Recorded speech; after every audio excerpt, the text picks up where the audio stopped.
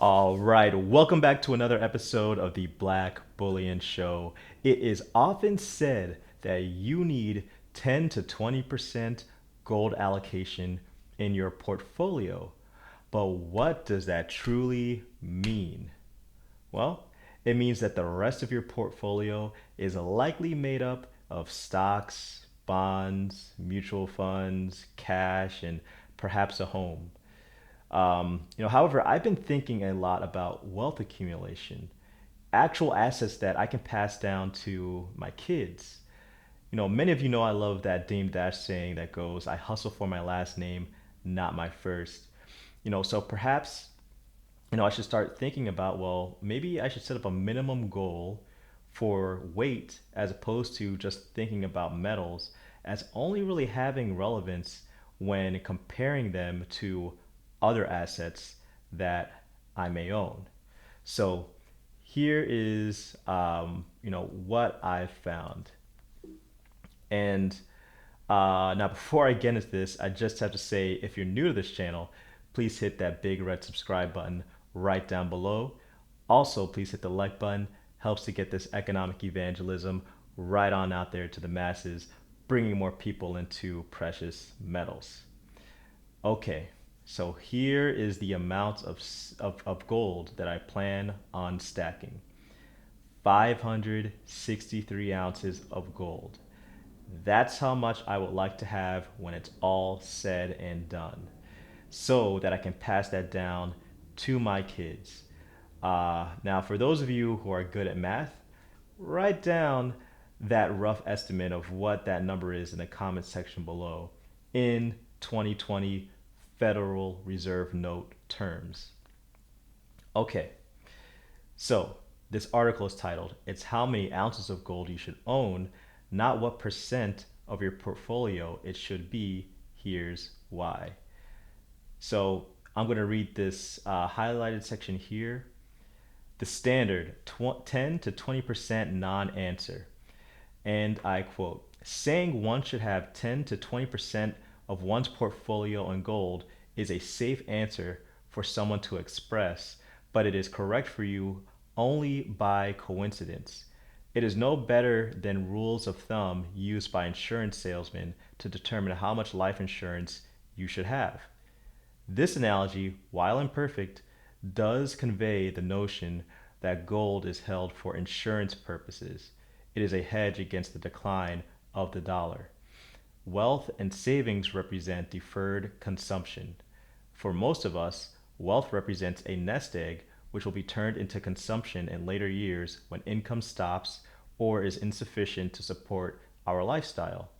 People establish retirement plans to prepare for this time. Retirement plans are based on a set of assumptions. These assumptions typically deal with time to retirement, current savings, planned additional savings, and the returns expected from these savings. The calculations are simple, although the ability to achieve the necessary levels is not. Here is the fallacy in most retirement planning programs. Implicit is in most is the assumption of an honest dollar, i.e., a dollar that will reasonably retain its purchasing power. Many retirees discover too late the fallacy in this assumption. They meet their objectives, retire, and then learn that the depreciating value of the currency is cheating them from the retirement they earned and expected. Their sacrifice and savings to meet all their goals still fall short of the retirement they expected. What if your savings is adequate enough to sustain you through the latter periods of your life, only if the purchasing power of the dollar remains where it is today, or if it does not depreciate at a rate faster than you assumed it would?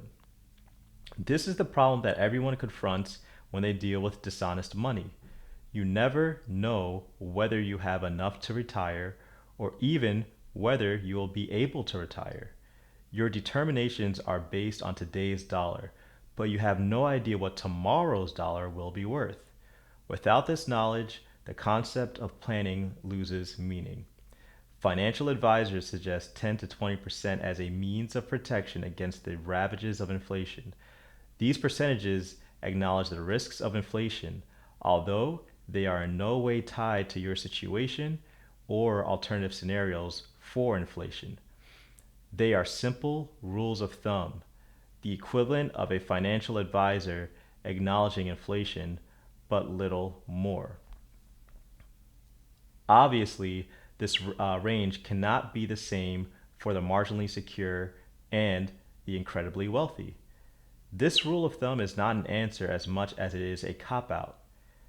It is the financial planner's CYA plug, acknowledging that inflation will be a factor, but unable to provide a meaningful estimate of what it will be. Okay, so black bullion. What's next?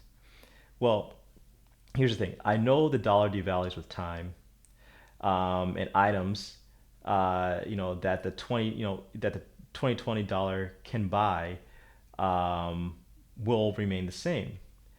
That's why I chose 563 ounces of gold because I know how much or what kind of lifestyle or what kind of value that provides in 2020 terms. So what my plan is that I want to pass this down to my kids. Um, I also want to pass down the rental real estate that I would like to acquire, or that I will require, I should say, um, as well. So they'll always have some income coming in after I pass. Hopefully, they will be able to do what I've done as well and stack more gold onto that pile for their kids, and so on. Hopefully, they won't have to dip into the gold reserves at all, and it can just continue to pile generation after generation. So that's essentially my plan. How much gold do you guys plan on stacking? Let me know and wait how much gold. All right, guys. Thanks again for watching. Hit that like button and also please hit that subscribe button if you're new. It's Black Bullion.